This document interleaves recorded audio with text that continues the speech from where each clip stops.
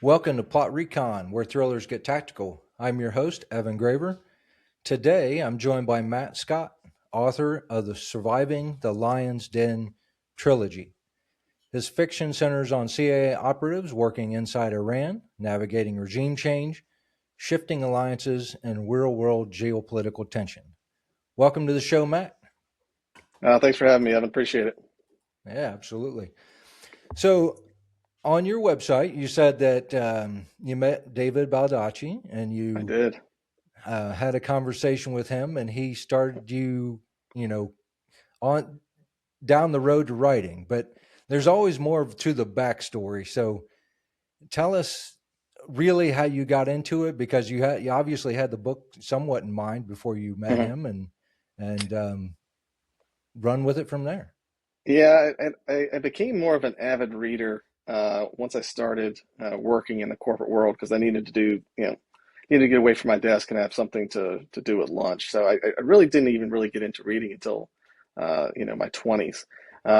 And so I just became a fan of the Vince Flynn novels, the uh, Dave, Brad Thor novel, excuse me. And, when 9/11 happened, obviously, there was a lot of really good nonfiction that came out about, the fight against terrorism. So I gobbled up as much as I could.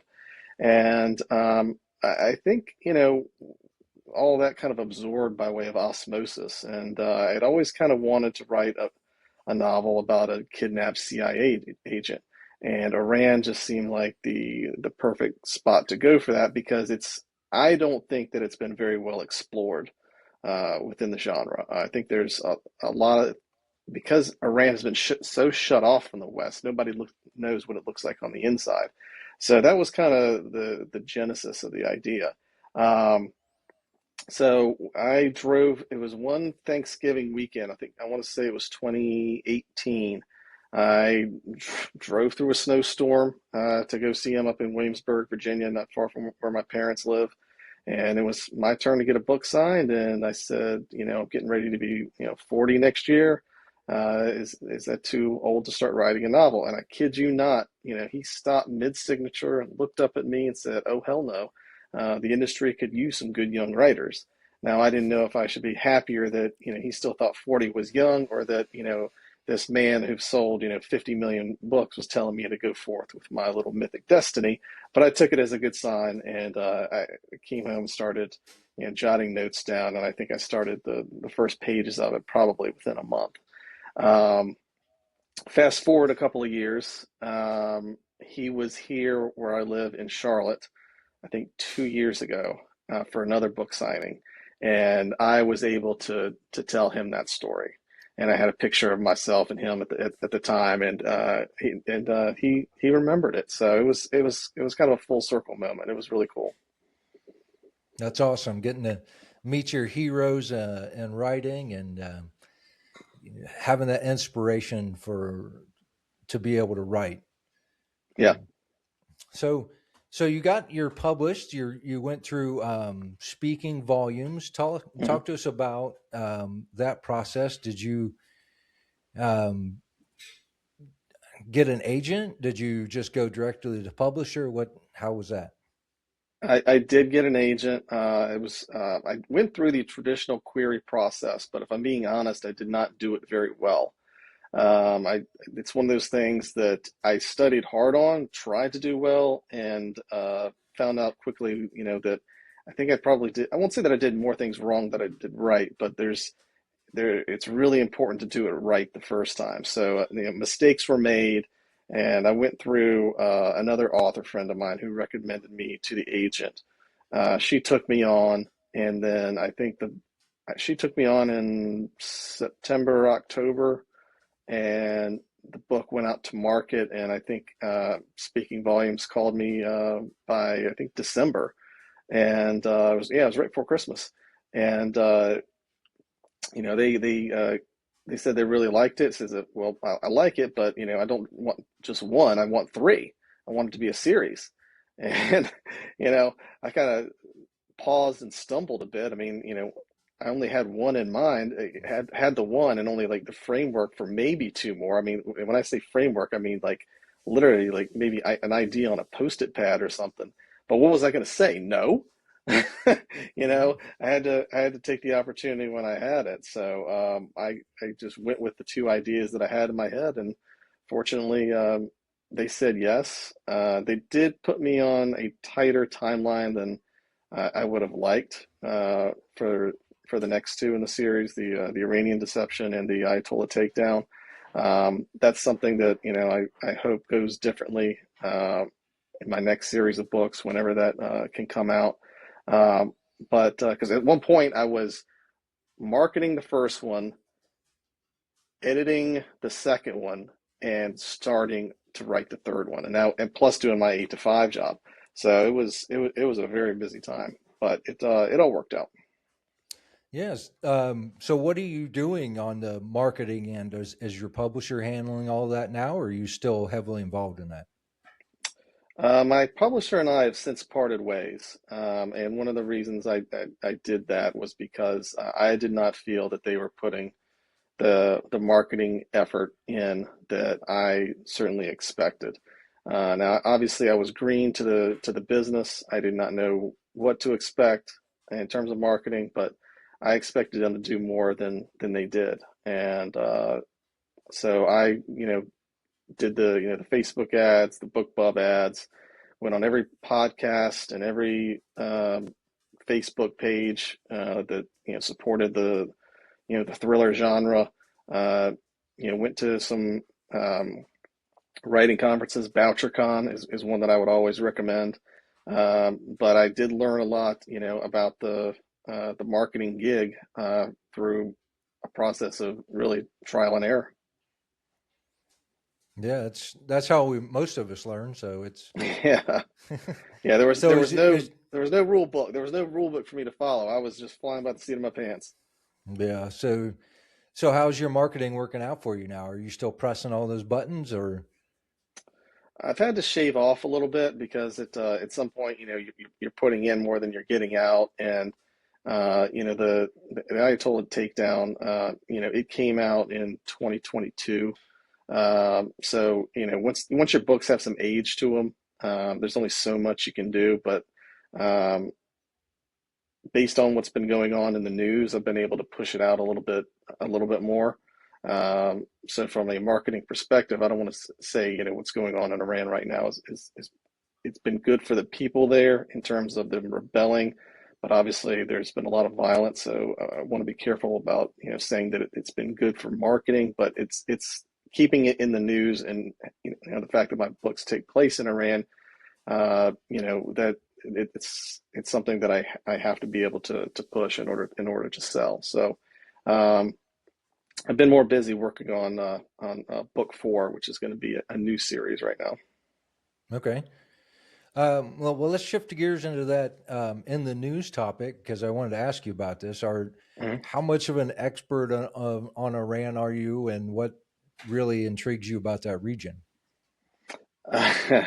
um, I would be far from calling myself an expert. Guys like authors and former agents like Fred Burton, or those guys are the real experts. I unfortunately I miss my calling as a covert operative. So that's something, one of the regrets that I certainly have. I wish I had done that. I really do, and I mean that. I really wish I had done that. So my expertise has really been based on, what I've been able to read about and watch documentaries on. I think I've done, more than the average Joe. But keeping up with it, knowing what I know and keeping up with it in the news has allowed me to make some pretty good, I think, educational guesses as to uh, what is happening, why it's happening, and hopefully what's next. So, in your series of books, did you have bombing the nuclear plants and these big riots on your bingo card? The third book did, yeah, the Ayatollah Takedown did. I hit that one pretty good. It was a little bit, it was definitely a more creative take on regime change. I will say that I didn't hit it right on the number.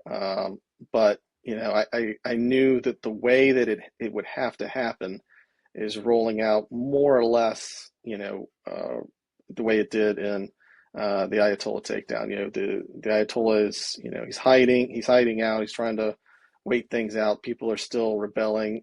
Their communication has gotten better throughout the world because they really close in the internet, people's access to it. So that has opened up uh, pretty well.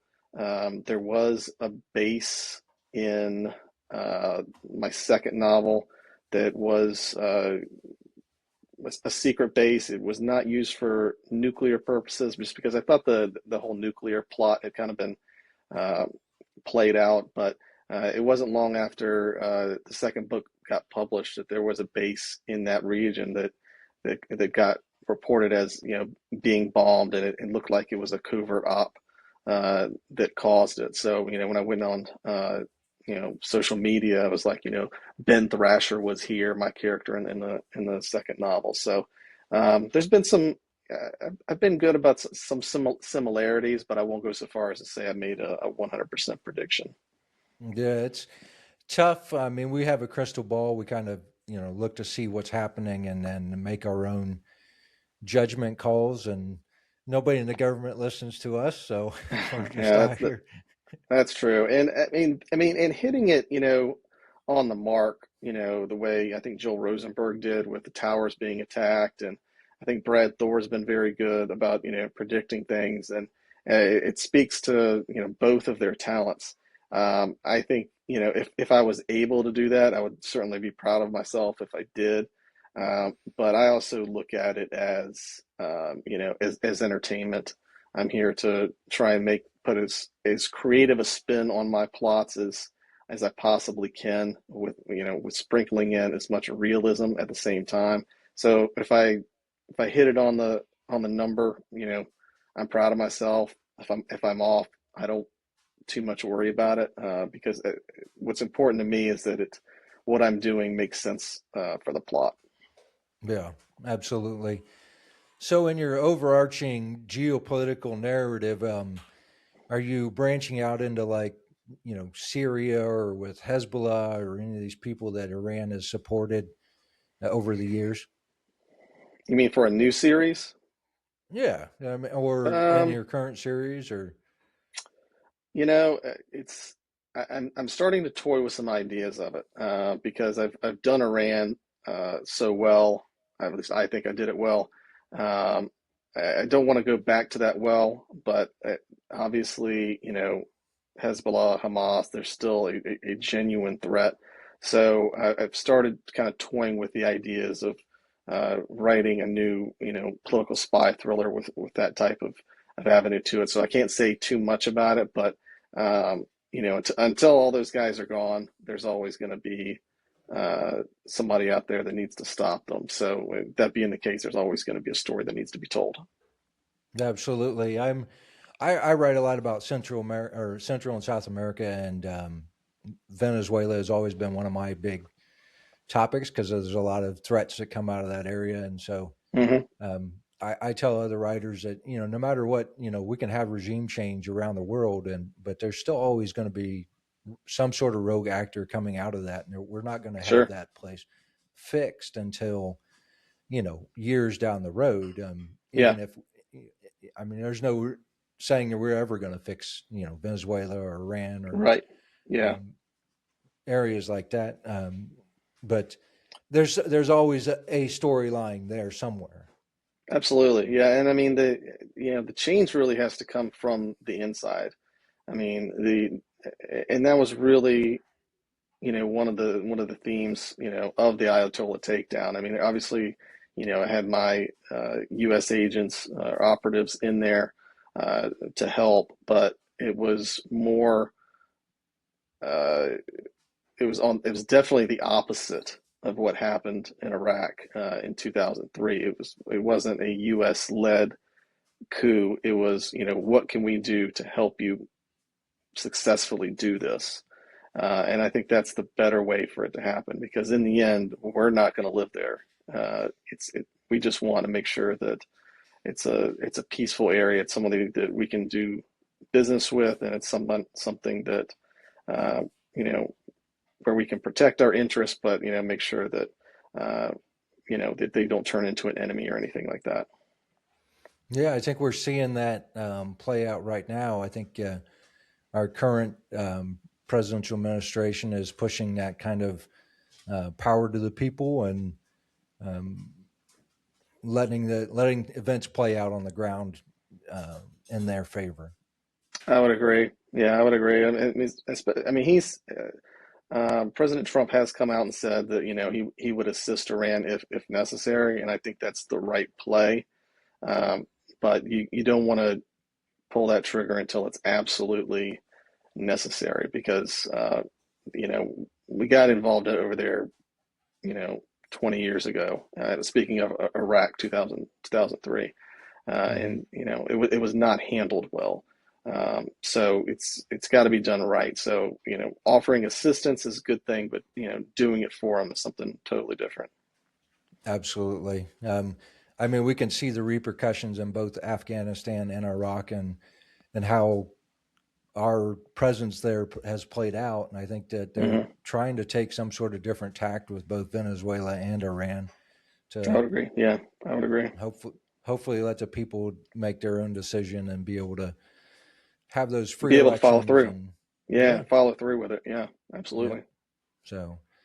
So what is your writing day like? You're working on a new series. What's your writing day like? What you're are you just squeezing in between your regular day job?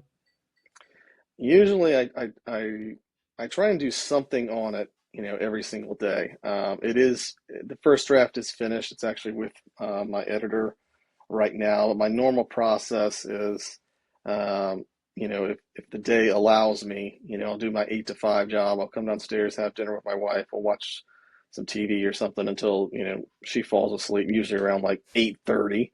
And then I'll come back upstairs and I'll work on it a little bit. When I'm committed to writing a new chapter, my process is that I reread the chapter before, make some edits. It kind of gets the juices flowing, and then I gives me some direction of where I need to go with the next chapter, and I don't stop until I finish that chapter. I won't say that I stop and I don't stop in the middle of the chapter. I sometimes I do, but it's one of those things I really really don't like doing because once I get going, it's got to be done. So chapter a day is usually my rule of thumb, and that chapter I would say on average is about 1,500 words. That's not to say that I don't have a chapter that could be 700 or even 600 words. It kind of depends on what's going on with the plot. But more times than not, if I write a short chapter, it will be followed by a long chapter. So, but 1,500 is usually my number uh, that I try and hit. I was reading the Orphan X series by Greg Hurwitz, and he had Oh a yeah, chapter in there that was it was one long scream by Evan Smoke, and it was like one sentence. So, the chapter length can vary. So, yeah. I've never seen that before. I've read Hurwitz, but I didn't see that. But hey, if he's a guy that knows his audience, so if that's what works for him, who am I to tell him otherwise? yeah, it's interesting to see how others authors do it and how they approach their writing for their audience.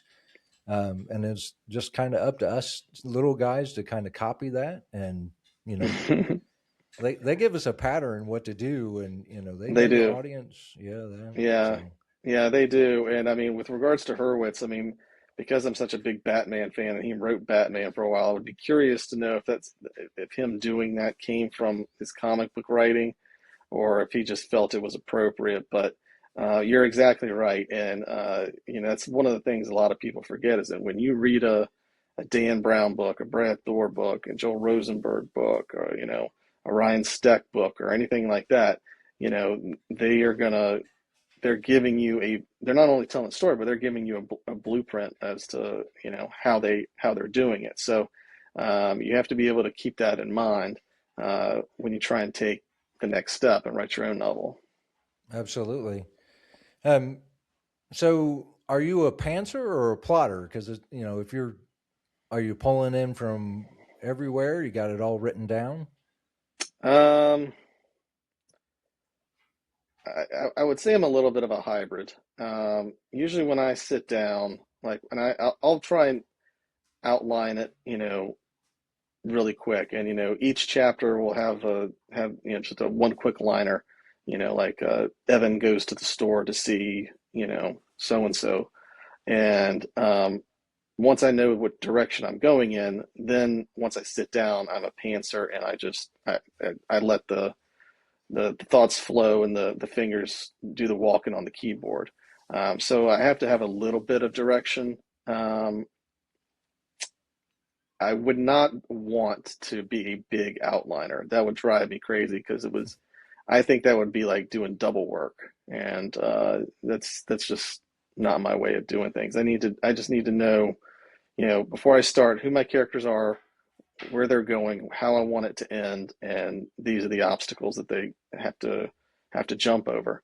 And then I just try and line it out chapter by chapter. And usually I get about, I don't know, three-quarters of the way through it, and then panic sets in. Like, ooh, is this enough? Is this gonna, like, I'm gonna be able to make a full book out of this?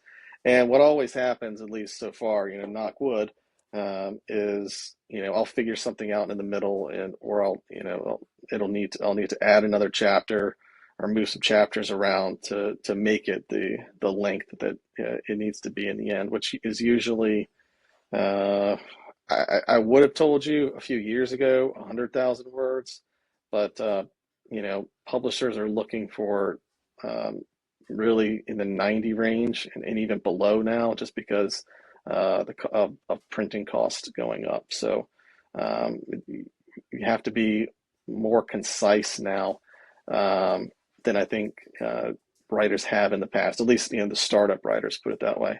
Um, and that's weird for me because I always overwrite and come back and edit out. Um, like this one I'm working on right now, I think when I originally finished the first draft, it was 113,000 words. And after I put it down for a little while and went back to it, I think I got it down to 92 or 93. So I cut out, 10,000 words, which is, respectable. Um, but what happens, after it goes through, the agent process and the public hope, what I hope to be with the publishing process, how much more am I going to be able to cut, or how much do they want me to cut?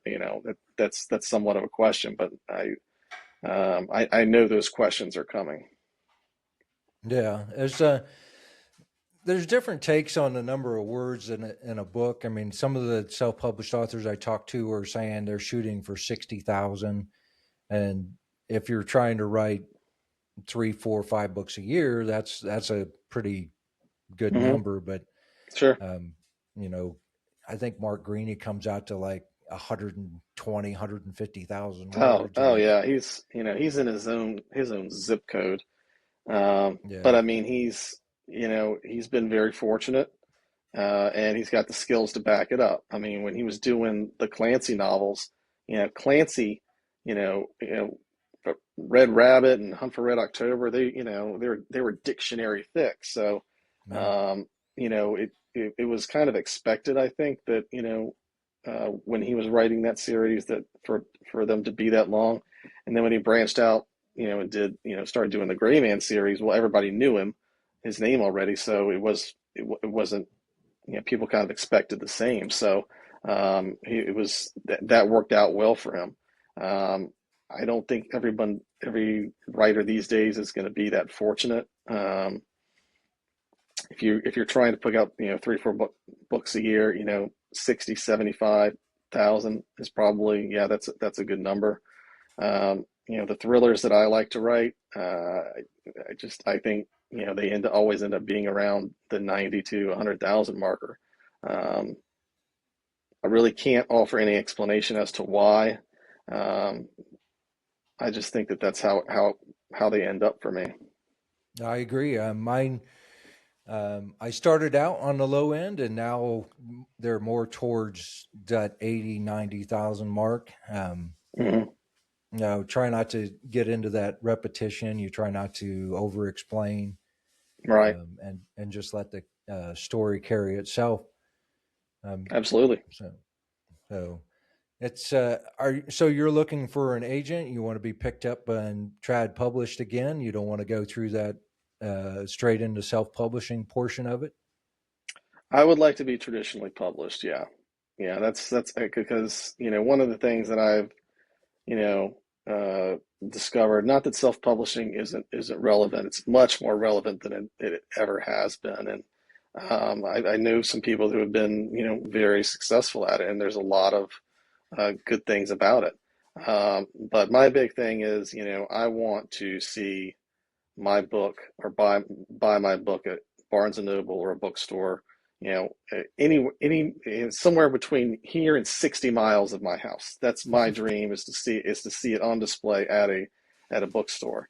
And when you're self-published, it's harder to do because a lot of, especially independent bookstores, as good as they are, they're very careful about who they bring in because of the shelving cost and things like that. So to get them to consign it depends on who you ask or how the store treats it. Some people, there's one here in Charlotte. I won't mention their name, but if you're not a somebody, they're not going to take you Yeah. because they want that automatic sale. Others are a little bit more lenient because they think having a section of local authors or independent authors is a good thing. But I want to be able to see it in Barnes and Noble and places like that. And I think the traditional route, as difficult as it is to to see through to the end, is just the way I want to go. Yeah, there's something thrilling about. I see a lot of authors post pictures of themselves standing in the airport beside their books, Yeah, and yeah, that is something that's thrilling cool. to Yeah, aspire to. yeah, and I, that's where I'm aiming. I mean, that is, I want to be able to run into somebody at an airport or on a park bench and see them reading my book. I mean, I'm not saying it's not going to be possible with the three that I've written, but when you're traditionally published, you have a little bit more reach than you do when you're self-published. At least that's been my experience. Not other people have had. They have a good network that allows them to branch out, better than I've been able to. yeah, it's on the self-publishing end. It takes a lot of work to get there. There are Hmm. avenues for you to get your book on that shelf, but it's it's really cracking the whip and pushing it Hmm. every day. And Yeah, I I had agree. I have a buddy of mine called me and he said, "You never guess I was on a plane and I sat down beside a lady and she was reading one of your books." And I said, Oh, "I know nice. that author." So That's uh, cool. those are That's always cool. fun stories to hear and fun stories to tell. Absolutely. So Absolutely. um, yeah. So well, I thank you for being on. My final question is always, what do you want readers to take away when they finish your books? Man, that was one hell of a ride. I mean, I want them to read it in terms of, I can't put it down. I want to keep turning the pages. I want them to be pissed off that, it wasn't either wasn't longer or that, they have to wait for my next one.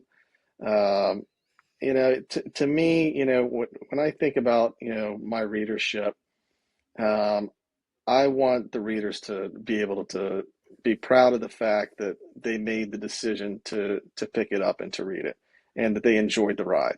I don't think as an author, however many books you sell or whatever your reach is, um, you're telling a story for a reason, and the reason is you want somebody else to read it and enjoy it.